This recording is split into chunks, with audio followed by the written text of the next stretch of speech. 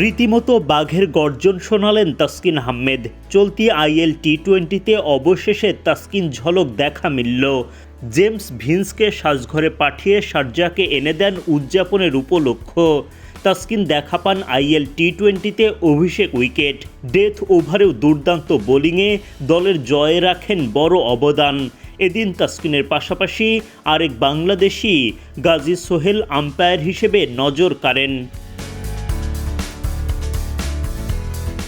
IL টি-20তে সোমবার তাসকিন আহমেদের Sharjah Warriors মুখোমুখি হয় গালফ জায়ান্টসের।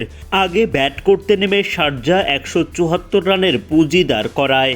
175 রানের লক্ষ্য দেওয়ার পর শারজার হয়ে প্রথম ইনিংসেই বোলিংয়ের দায়িত্বে আসেন তাসকিন আহমেদ।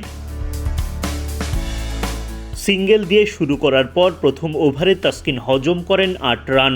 ব্যক্তিগত দ্বিতীয় ওভারেও তাসকিনের শুরুটা একদমই ভালো হয়নি। 4 হজম করে শুরুর পর রহমানুল্লাহ গুরবাজ বিশাল ছক্কায় বল পাঠান মাঠের বাইরে। ওভারের শেষ বলে অবশ্য দুর্দান্ত কামব্যাক টাইগার গতি তারকার। আউটসাইড অফে লেংথ ডেলিভারিতে কাবু করেন জেমস ভিন্সকে। রানের খাতা খোলার আগেই বিদায় নেন ভিন্স। বাঘের মতো গর্জনে ফেটে পড়েন তাসকিন। তার সতীর্থরা দেন বাহবা। পাওয়ার প্লের শেষ ওভারে ফের বোলিংয়ে তাসকিন আহমেদ। দুর্দান্ত বোলিংয়ে ব্যাটারদের আটকে রাখেন। 4টি ডট বল করেন তিনি। মাত্র 6 রান খরচ করেন এই ওভারে।